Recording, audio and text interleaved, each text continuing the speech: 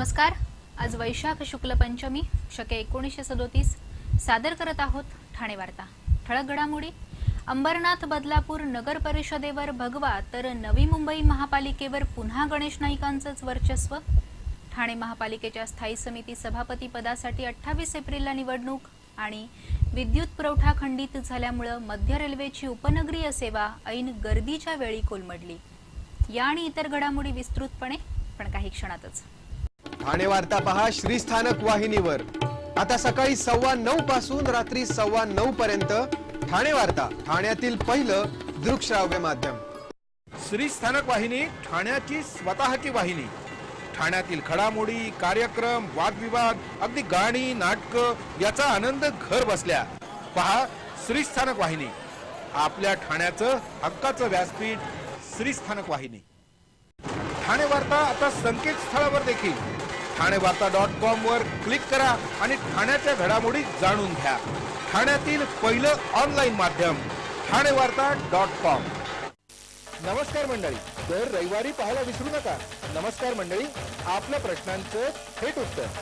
ठाणे वार्ता पहा श्रीस्थानक वाहिनीवर। आता सकाळी 9:15 पासून रात्री 9:15 पर्यंत ठाणे वार्ता, ठाण्यातील पहिलं दृकश्राव्य माध्यम। जिल्ह्यामध्ये झालेल्या अंबरनाथ, बदलापूर नगर परिषद आणि नवी मुंबई महापालिकेच्या निवडणुकांमध्ये अंबरनाथ बदलापूर नगर परिषदेवर भगवा फडकला आहे, तर नवी मुंबई महापालिकेवर गणेश नाईक यांनी आपलं वर्चस्व कायम राखलं आहे। जिल्ह्यामध्ये अंबरनाथ आणि बदलापूर नगर परिषद तसंच नवी मुंबई महापालिकेसाठी काल मतदान झालं होतं। अंबरनाथ नगर परिषदेत शिवसेनेची सत्ता होती, तर बदलापूरमध्ये भारतीय जनता पक्षाचं राज्य होतं। नवी मुंबईमध्ये गणेश नाईकांचं गेली 15 वर्ष एकहाती राज्य होतं। त्यामुळे या निवडणुकीचा निकाल काय लागतो याकडे राजकीय निरीक्षकांचं लक्ष लागून राहिलं होतं। मात्र या निवडणुकीत जवळपास सर्व पक्ष एक होऊनही गणेश नाईक यांनी नवी मुंबईमध्ये आपलाच शब्द अंतिम असेल हे निकालाच्या माध्यमातून पुन्हा एकदा दाखवून दिलं आहे। नवी मुंबई महापालिकेत राष्ट्रवादी काँग्रेस हा सर्वात मोठा पक्ष ठरला असला तरी हे संपूर्ण यश हे गणेश नाईक यांचंच मानलं जातं। राष्ट्रवादी काँग्रेसच्या वरिष्ठ नेत्यांपैकी फारसं कुणी या निवडणुकीत लक्ष घातलं नसतानाही गणेश नाईक यांना मिळालेलं यश हे निश्चितच त्यांचं आहे।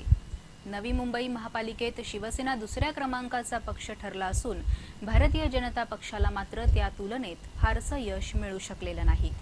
त्यामुळे आता नवी मुंबई महापालिकेत पुन्हा राष्ट्रवादीचाच झेंडा फडकणार हे स्पष्ट आहे। अंबरनाथ नगर परिषद ही शिवसेनेकडेच होती। अंबरनाथ नगर परिषदेच्या निवडणुकीत शिवसेनेनं सर्वाधिक जागा मिळवल्या असून पुन्हा नगर परिषदेवर भगवा झेंडा फडकवला आहे। बदलापूर नगर परिषदेमध्ये भारतीय जनता पक्षाची सत्ता होती, मात्र या निवडणुकीत शिवसेनेनं भारतीय जनता पक्षाकडून ही सत्ता खेचून घेतली असून सर्वाधिक जागा मिळवल्या आहेत। ठाण्यामध्ये गोकुळ, महानंदा, वारणा, अमूल आणि मदर डेअरी या 5 दूध कंपन्यांच्या दूध विक्रीवर ठाण्यातील दूध विक्रेत्यांनी बेमुदत टाकलेला बहिष्कार यशस्वी झाला आहे। यामुळे ठाण्याच्या जवळपास 80% भागात दुधाचा पुरवठा होऊ शकला नाही।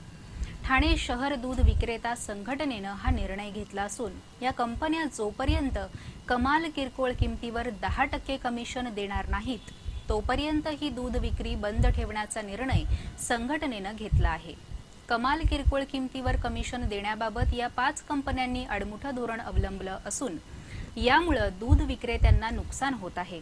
अनेकदा मागणी करूनही या दूध कंपन्यांनी विक्रेत्यांचं कमिशन वाढवलं नसून कमाल किरकोळ किमतीवर 10% कमिशन मिळावं या मागणीसाठी दूध विक्रेत्यांनी हा बहिष्कार टाकला आहे। ठाण्यामध्ये गोकुळचं 75,000, महानंदाचं 70,000, वारणा 7,000, अमूल 60,000 तर मदर डेअरीचं 7,000 लिटर दूध रोज विकलं जातं। दूध विक्रेत्यांच्या बहिष्कारामुळे ही दूध विक्री सध्या तरी रोखली गेली आहे। ज्यांच्या घरात या 5 कंपन्यांचं दूध घेतलं जात होतं त्यांच्याकडे दूध विक्रेत्यांनी इतर कंपन्यांचं दूध देऊन ग्राहकांची गैरसोय टाळण्याचा प्रयत्न केला आहे। दूध विक्रेते कल्याणकारी संघटनेनं काल कळवा मुंब्रा परिसरातील दूध विक्रेत्यांना आंदोलनाची भूमिका समजावून सांगण्याचा प्रयत्न केला। हे आंदोलन आता मुंबईपर्यंत वाढवण्याचा संघटनेचा प्रयत्न आहे। आंदोलन लांबल्यास दूध विक्रेत्या कंपन्यांना मोठा फटका सहन करावा लागण्याची शक्यता व्यक्त होत आहे। या बहिष्कारामुळे अनेक घरात या कंपन्यांचं दूध न आल्यामुळे अनेकांना इतर कंपन्यांच्या दुधावर समाधान मानावं लागलं. ठाणे रेल्वे स्थानकात विद्युत पुरवठा खंडित झाल्यामुळे मध्य रेल्वेची उपनगरीय सेवा सकाळच्या सुमारास विस्कळीत झाली होती. छत्रपती शिवाजी टर्मिनसकडे जाणाऱ्या गाड्या यामुळे विलंबाने धावत होत्या. ऐन कामावर जाण्याच्या वेळेस हा प्रकार घडल्यानं चाकरमान्यांचे चांगलेच हाल झाले. रेल्वे स्थानकात प्रवाशांची मोठी गर्दी झाली होती. विद्युत पुरवठ्यामध्ये बिघाड झाल्यामुळे धीम्या मार्गावरील गाड्या जलद गती मार्गावरून वळवण्यात आल्या होत्या. विद्युत पुरवठा खंडित झाल्यामुळे काही गाड्या रेल्वे मार्गावर थांबल्या होत्या. त्यातील रेल्वे प्रवाशांनी गाड्यांमधून उड्या मारून जवळच्या रेल्वे स्थानकावर चालत जाणं पसंत केलं. ठाणे महापालिकेच्या स्थायी समिती सभापती पदासाठी 28 एप्रिलला निवडणूक होणार असून यावेळी सभापतीपद भारतीय जनता पक्षाकडे जाण्याची दाट शक्यता आहे. ठाणे महापालिकेच्या सार्वत्रिक निवडणुकीनंतर यंदा प्रथमच शिवसेनेकडे स्थायी समितीमध्ये स्पष्ट बहुमत आहे. त्यामुळे शिवसेना ठरवेल त्याच्या गळ्यात स्थायी समिती सभापती पदाची माळ पडेल हे निश्चित आहे. शिवसेना भारतीय जनता पक्षामध्ये झालेल्या करारानुसार स्थायी समिती सभापतीपद भारतीय जनता पक्षाला मिळणार का की कल्याणमधील परिवहन समिती सभापती पदाच्या निवडणुकीतील पक्षाची भूमिका अडचणीची ठरणार हे येत्या काही दिवसात स्पष्ट होईल. स्थायी समितीमध्ये 16 सदस्य असून शिवसेना 7, राष्ट्रवादी काँग्रेस 4, काँग्रेस 2 तर रिपब्लिकन पक्ष, महाराष्ट्र नवनिर्माण सेना आणि भारतीय जनता पक्षाचा प्रत्येकी 1 सदस्य आहे. महापालिका निवडणुकीनंतर स्थायी समिती सभापती पदासाठी झालेल्या निवडणुकीत काँग्रेस, बहुजन समाजवादी पक्ष आणि महाराष्ट्र नवनिर्माण सेनेला सभापतीपद मिळालं आहे. यामुळे यंदाचं स्थायी समिती सभापतीपद कोणाला मिळणार याकडे राजकीय निरीक्षकांचं लक्ष लागून राहिलं आहे. स्थायी समिती सभापती पदासाठी 27 एप्रिलपर्यंत उमेदवारी अर्ज दाखल करता येणार आहेत. ठाणे वार्ता पहा श्रीस्थानक वाहिनीवर. आता सकाळी 9:15 पासून रात्री 9:15 पर्यंत ठाणे वार्ता, ठाण्यातील पहिलं दृकश्राव्य माध्यम. आपला परिसर स्वच्छ आणि सुंदर ठेवण्यासाठी ठाणे महापालिकेत सहकार्य करा. ओला सुका कचरा वेगवेगळा जमा करा आणि रोगराईपासून मुक्तता मिळवा. ठाणे वार्ता आता संकेतस्थळावर देखील ठाणेवार्ता.com वर क्लिक करा आणि ठाण्याच्या घडामोडी जाणून घ्या. ठाण्यातील पहिलं ऑनलाईन माध्यम ठाणेवार्ता.com. डॉक्टर आणि रुग्णांचं पिढ्यानपिढ्यांचं जिव्हाळ्याचं नातं म्हणजेच डॉक्टर बेडेकर हॉस्पिटल. आता अत्याधुनिक सोयी सुविधा आणि तंत्रज्ञान युक्त वंध्यत्व निवारण केंद्रात IVF आणि टेस्ट ट्यूब बेबीचीही सुविधा. Doctor Bedekar hospital, Maharshi Karvepath, Thane. 65 वर्षांची निरंतर सेवा. Jaipuri jewellery exhibition cum sale. 50% बचत. American diamond sets, mangalsutra, fancy bracelet, fancy earring top, radium आणि गोल्ड प्लेटेड बांगड्या आणि अन्य ज्वेलरी फक्त जयपुरी ज्वेलरी एक्झिबिशन मध्ये अशोका बेसमेंट जवळ, गोखले रोड, नौपाडा, ठाणे पश्चिम. ठाणे वार्ता पहा श्रीस्थानक वाहिनीवर. आता सकाळी 9:15 पासून रात्री 9:15 पर्यंत ठाणे वार्ता, ठाण्यातील पहिलं दृकश्राव्य माध्यम. शिवसेना महाराष्ट्र नवनिर्माण सेनेच्या आपापसातील कुरघोडीच्या राजकारणामुळे दिव्याचा विकास रोखला गेला आहे. शिवसेनेकडून जाणीवपूर्वक कोंडी केली जात असल्याचा महाराष्ट्र नवनिर्माण सेनेचा आरोप आहे. दिव्यामध्ये शिवसेनेला पिछाडी तर महाराष्ट्र नवनिर्माण सेनेला आघाडी असल्यानं दिव्याचा विकास घाणेरड्या राजकारणाचा बळी ठरला आहे. दिव्यामध्ये एकीकडे लोकसंख्या वाढत असताना पाण्याची तीव्र टंचाई आहे. पाण्यासाठी वणवण करण्यात अनेकांचे बळी गेले आहेत. दिव्यातील रेल्वे क्रॉसिंगमुळेही अनेकांचे बळी गेले आहेत. रेल्वे प्रशासनानं पूर्व पश्चिम जोडणाऱ्या पुलास मंजुरी आणि आवश्यक ती तरतूद केली असतानाही महापालिका गंभीर नसल्यानं पूल रखडला आहे. या पूर्व पश्चिम जोडणाऱ्या पुलामुळे दिवा पूर्वतील 23 इमारती बाधित होणार आहेत. या इमारतींमधील 237 कुटुंबांचं पुनर्वसन करण्याचा निर्णयच झाला नसल्यानं हा पूल रखडला आहे. दिव्यातील अनधिकृत बांधकामातही मोठी वाढ झाली असून त्याकडेही सत्ताधाऱ्यांचं दुर्लक्ष झालं आहे. मुंब्रा देवी बाह्यवळण रस्ता, तलावांचं सुशोभीकरण, रुग्णालय, उद्यानं, भूमिगत गटार योजना, सांडपाणी प्रकल्प योजना असे पायाभूत सोयी सुविधा असणारे प्रकल्प केवळ कागदावरच दिसत आहेत. महापालिका निवडणुकीनंतर मुंब्र्याचा विकास झाला असताना दिव्यामध्ये मात्र एकही लोकोपयोगी प्रकल्प उभा राहू शकलेला नाही. यामुळे दिवावासियांमध्ये नाराजी आहे.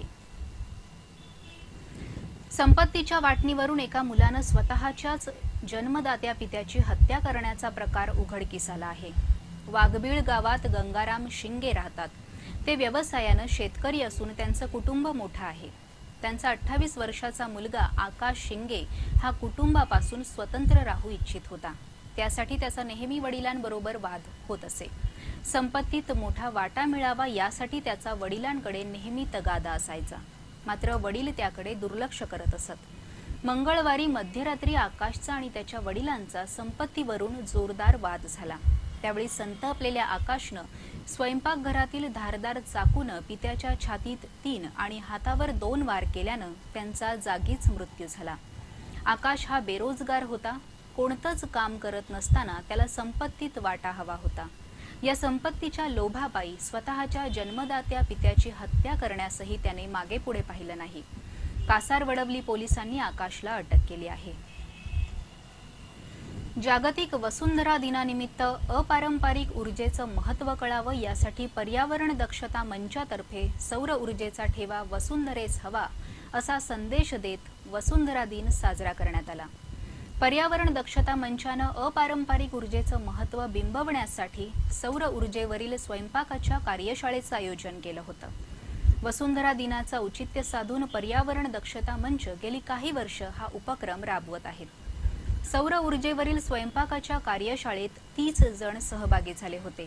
या मंडळींनी सौर चुलीवर साबुदाणा खिचडी, खीर, मॅगी, पोहे असे प्रकार करून बघितले. सौर ऊर्जेसारख्या स्वच्छ आणि प्रदूषणमुक्त ऊर्जा स्रोताच्या वापरानं पृथ्वीवरील प्रदूषण कमी करा असा संदेश यातून देण्याचा प्रयत्न करण्यात आला. केवळ 22 एप्रिल हा एकच दिवस वसुंधरेच्या संवर्धनासाठी नसून वर्षातील 365 दिवस वसुंधरेचं रक्षण करण्यासाठी सर्वांनी प्रयत्नशील राहण्याची गरज यावेळी व्यक्त करण्यात आली. ठाण्यात फेरीवाला मुक्त पदपथ मोहिमेला सुरुवात झाली असून या अंतर्गत सर्वेक्षण सुरू करण्यात आल्यानं फेरीवाल्यांमध्ये खळबळ उडाली आहे. केंद्र शासनानं राष्ट्रीय फेरीवाला धोरण राबवण्याचे आदेश दिले आहेत. यानुसार फेरीवाला धोरण ठरवण्यासाठी पालिकेनं फेरीवाल्यांची नोंदणी मोहीम सुरू केली होती. मात्र त्याला मुदतवाढ देऊनही फेरीवाल्यांनी फारसा प्रतिसाद दिला नव्हता. नोंदणीसाठी असलेल्या जाचक अटींमुळे अनेक फेरीवाल्यांनी या मोहिमेकडे पाठच फिरवली होती. शहरातील फेरीवाल्यांची अपेक्षित संख्या आणि प्रत्यक्ष नोंदणी यामध्ये बरीच तफावत असल्यानं यावर वादही घडले. सर्वसाधारण सभेत महापौरांनी नोंदणी न करणाऱ्या फेरीवाल्यांवर कारवाईचे आदेश दिले होते.